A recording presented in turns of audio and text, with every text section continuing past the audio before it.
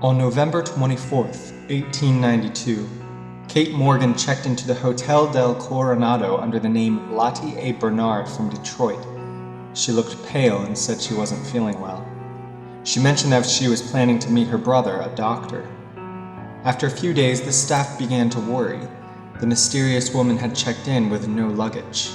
Her brother hadn't arrived, and she had barely left her room. On Monday, November 28th, the woman went into town and purchased a gun. Her body was found early the next morning on stairs that led from the hotel to the beach. From the gunshot wound to her head, it appeared she had committed suicide. When police investigated, they found few personal belongings in her hotel room. After Kate's death, police determined that Lottie A. Bernard was an alias. They sent a sketch of her to newspapers which described her as the beautiful stranger. Further investigation uncovered that Lottie had been born Kate Farmer in Iowa and married Tom Morgan in 1885. Morgan was reputed to be a con man and a gambler. He allegedly worked the rails and enlisted Kate's help in stealing money from train passengers. According to a witness, somewhere between Los Angeles and San Diego, Kate and Morgan had an intense argument on the train. Morgan departed before reaching San Diego. Kate continued on the train and then checked into the Del. Some people claim that the clues at the scene add up to murder rather than suicide. Attorney Alan May's 1990 book, The Legend of Kate Morgan, claims the bullet that killed Kate was a different caliber than the gun she'd purchased.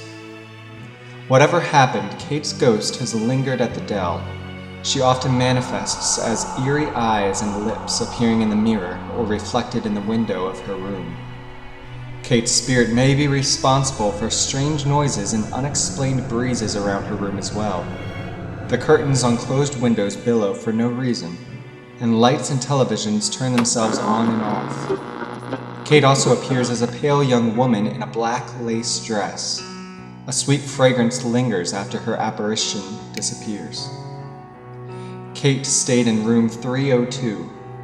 Later, during remodeling, the hotel changed the room number to 3327. The haunted room is so popular that people ask for it as the Kate Morgan Room. The hotel welcomes questions about the ghost, and everyone treats Kate as an honored guest. Room 3519 at the Del is also haunted, perhaps even more intensely than Kate's room. In 1983, a Secret Service agent stayed in room 3519 while guarding then Vice President George H.W. Bush. The special agent bolted from the room in the middle of the night, claiming that he'd heard unearthly gurgling noises and that the entire room seemed to glow. The Secret Service agent may have encountered a ghost related to the Kate Morgan mystery.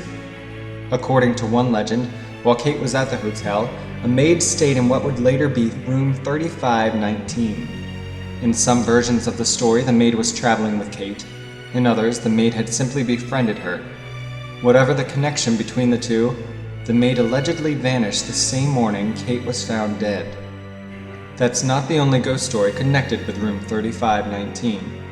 Another story goes that in 1888, the year the hotel was built, a wealthy man kept his mistress in that room. When the woman found out she was pregnant, she killed herself.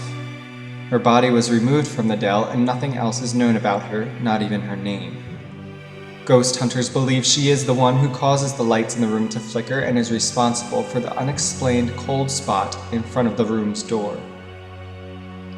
In recent years, some hotel guests have reported sightings of the ghost of Marilyn Monroe. She loved the Hotel del Coronado when she stayed there to film the movie Some Like It Hot. Monroe's ghost has appeared at several of her favorite places, including Hollywood's Roosevelt Hotel, where people see her in the lobby's mirror. At the Del, Monroe is supposedly seen outdoors as a fleeting, translucent apparition near the door to the hotel or on the beach nearby. Those who see Monroe's ghost comment on her windswept blonde hair and her fringed shawl that flutters in the breeze. Others have allegedly heard her light giggle in the second and third floor hallways. Whether they're from a rural farm or the silver screen, guests and ghosts love the Hotel del Coronado. If you choose to stay in one of its most haunted rooms, just remember that you're never alone.